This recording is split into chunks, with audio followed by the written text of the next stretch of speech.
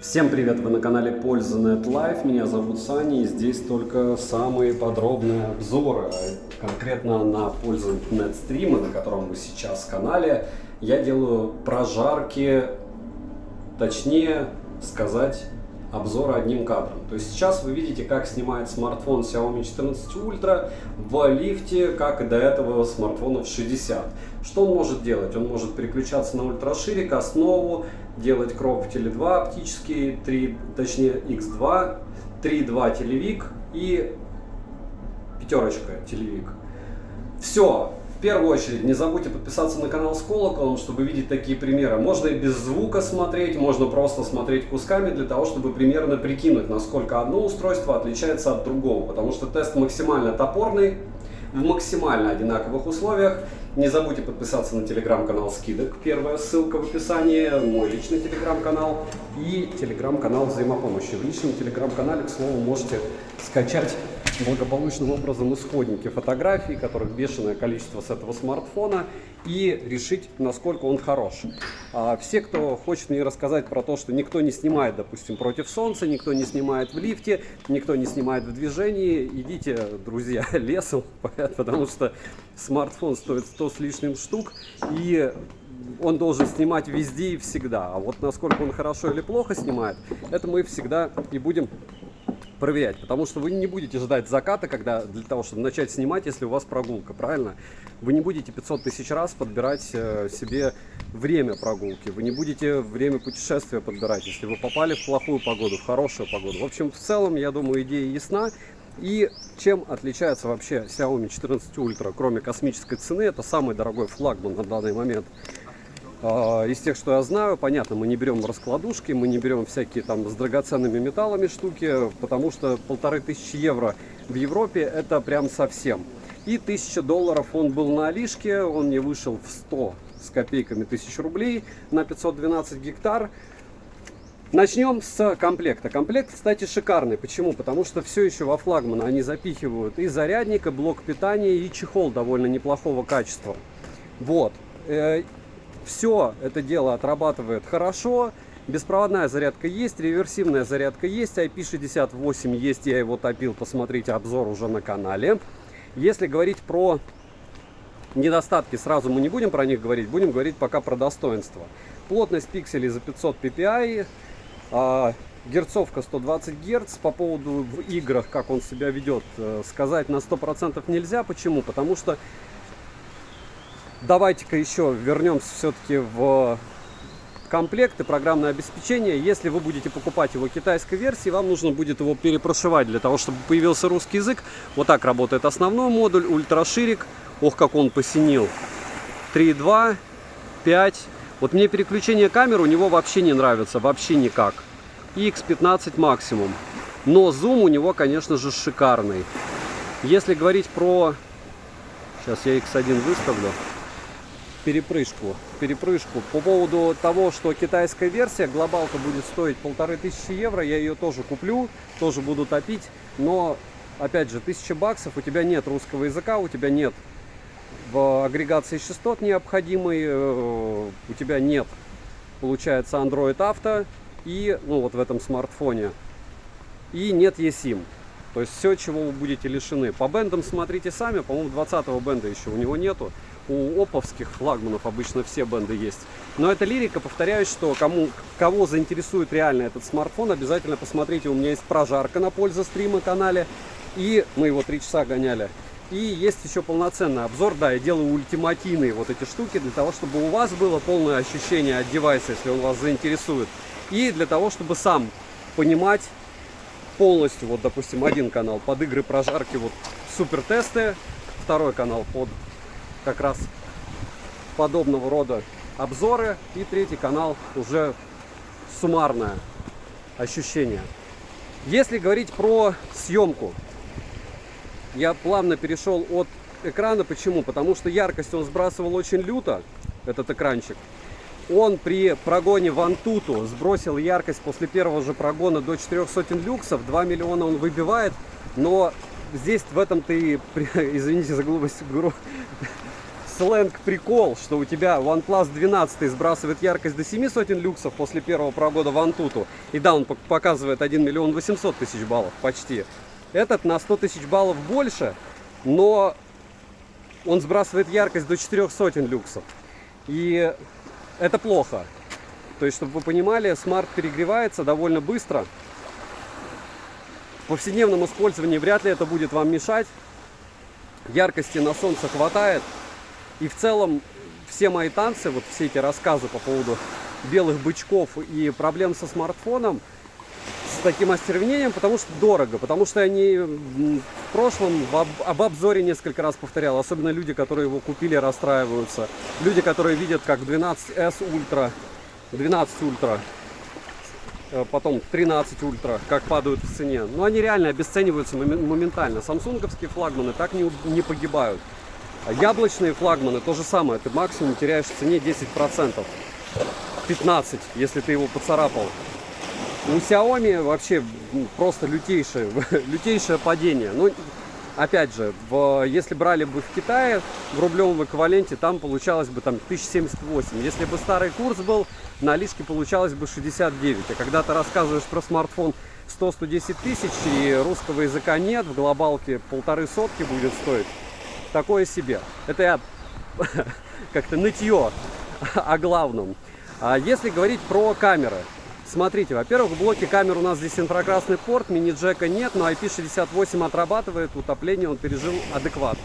Микрофон, разумеется, направленный, у него 4 модуля по 50 мегапикселей, поэтому он переключается спокойно с ультраширика на основной модуль, с основного модуля на один из телевиков, потом на следующий телевик, и все у тебя прям супер-мега волшебно получается. Если говорить про переключения, вы сами их видели, я не думаю, что они что-то там поправят, потому что Xiaomi обычно забивает на прошивку, это достаточно посмотреть на съемку Xiaomi 14, где ВОЗ и ныне там. У меня был Xiaomi 14 китайской версии, сейчас вышел в глобалке, и такое ощущение, что они просто на него посмотрели и такие, ладно, они и так, главное язык добавить, и так возьмут, и бенды.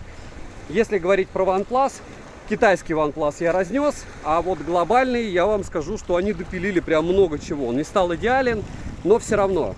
3 минуты назад я попытался вам рассказать про игры на Xiaomi 14 Ultra.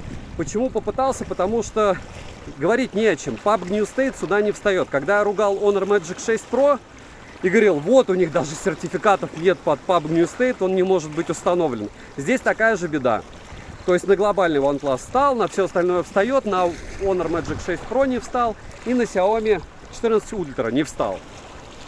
А не встал, это я пытаюсь еще пошутить, по той причине, что недавно была история, по которой Xiaomi вообще должны 20% скидку на все смартфоны свои делать, потому что при обновлении, как мне пишут, но это только на MIUI, HyperOS такой проблемы не было. В общем, люди при обновлении получили кирпичики себе, ребутнутые устройства с полным удалением информации.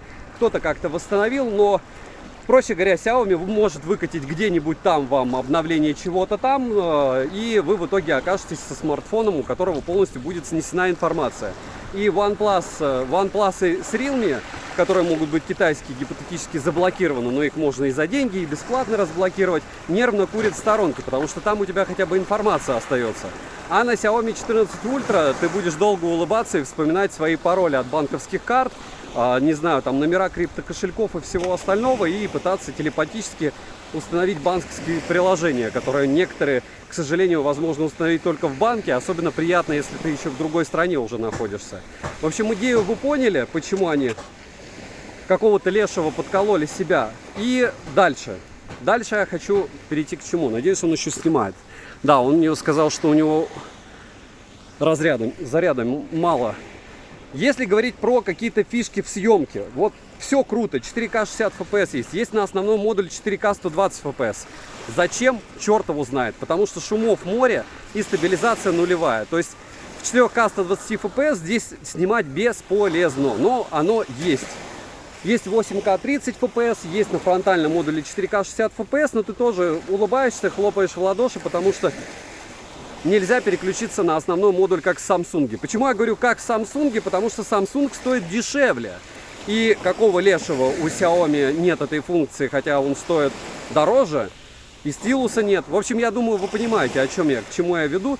что у них, по идее, ценообразование сейчас должно быть в меньшую сторону, оно у них идет в большую сторону. Я очень часто напоминаю, что для того, чтобы понять, насколько разумно покупать тот или иной флагман, достаточно посмотреть вокруг, у кого какие флагманы. И когда ты знаешь, что Xiaomi 13 Ultra, вот вчера распаковка, 2 паковка, Илюха приходил на стрим, у него тоже нет знакомых, кто ходит с ультра от Xiaomi. У меня были знакомые, которые ходили с ультрами, помните, когда по курсу в 53 рубля Xiaomi 11 Ultra никто не покупал, и поэтому его китайцы скинули вообще по 35 тысяч. Он перегревался, у него маленькая автономность была, но классный внешний экран, и он неплохо фотографировал, классно фотографировал. Вот дайте нам этот смартфон за 60 штук сейчас, и все, и вы будете богами маркетинга, и он опять будет у всех, да? Они же так не сделают. К чему это все? К тому, что вот я накидываю, хотя по идее должен вам рассказывать, что экран такой классный, водопад чуть-чуть, вот чуть-чуть водопад, легкие скругления. Хотя меня реально скругления не радуют. И понятно, что в OnePlus я не особо негативничал по поводу них, но также сказал, что мне не нравится, что идет искажение при, получается, вот таких гранях непрямых. И если говорить про, повторяюсь, зарядку, все быстро, 2 симки можно запихать, eSIM в глобальной версии есть. Как снимает камера, для этого вы сюда и пришли. Вы видите, целесообразность покупки нулевая данного девайса. Говорю, хотя бы с той точки зрения, что почему о них так хорошо или гладко рассказывают, или вот так. Потому что маржа с них по 30-ке минимум с каждого смартфона. Вы продайте там, не знаю, 50 поко, чтобы получить эти 30 тысяч разницы по 18 тысяч X6. Или продайте один Xiaomi 14 Ultra и радуйтесь от того, что чувак ходит со смартфоном на 30 тысяч дороже, чем вы его купили. Притом с доставкой. И, в принципе, все.